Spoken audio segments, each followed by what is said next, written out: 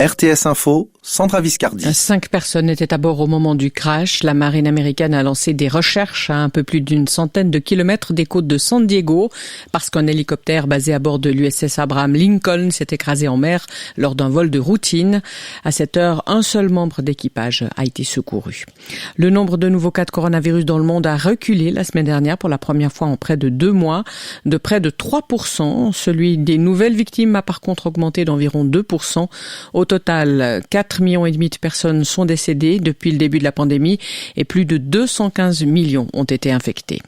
Les transports en commun sont gratuits dès aujourd'hui pour les moins de 18 ans dans l'agglomération de Strasbourg, qui veut ainsi fidéliser les adultes de demain et inciter les parents à ne pas utiliser la voiture pour les déplacements de leurs enfants.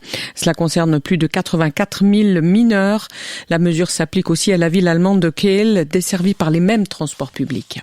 Pour Greenpeace, c'est du greenwashing. L'organisation écologiste dénonce la qualité des placements qualifiés de durables par les banques suisses et les conseils d'investissement octroyés par le personnel de ces instituts. 33 militants, en fait, se sont fait passer pour des personnes intéressées par des investissements durables auprès de 19 banques et gestionnaires de fonds.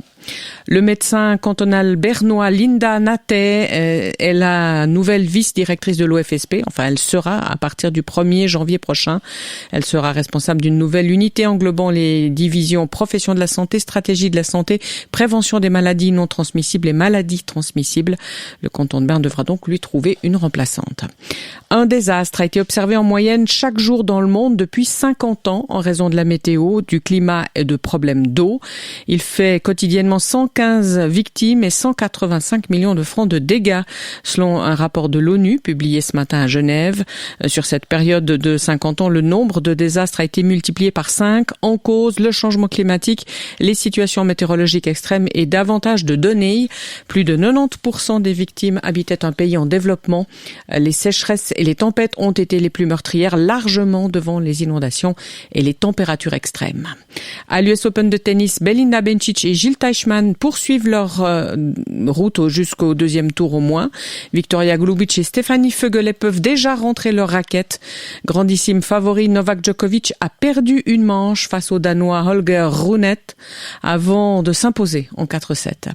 Le FC Lugano, lui, se sépare déjà de son entraîneur, Abel Braga, en poste depuis début juin. Le Brésilien de 69 ans a dirigé les Bianconeri durant 5 matchs officiels. Il est remplacé dans un premier temps par l'un de ses assistants, Mattia Crocitorti. Et puis l'équipe de Suisse de football affronte la Grèce ce soir à Bâle, match qui doit lui permettre de préparer les échéances de dimanche et mercredi prochain contre l'Italie et l'Irlande du Nord, des matchs qui comptent pour les éliminatoires de la Coupe du Monde. Suisse-Grèce, le match débute à 20h45, c'est à suivre sur RTS2 en direct et dans nos rendez-vous d'information de la soirée. N'oubliez pas vos lunettes de soleil, elles seront indispensables partout une fois le stratus matinaux du plateau et de la joie balayé par le soleil. 22 degrés et de la bise sur le plateau, 25 en Valais. Des conditions qui seront les nôtres aussi demain avec en plus, dès la mi-journée, des cumulus autour des crêtes valaisannes avec 1 ou 2 orages en prime. Poursuivez l'actualité sur rtsinfo.ch.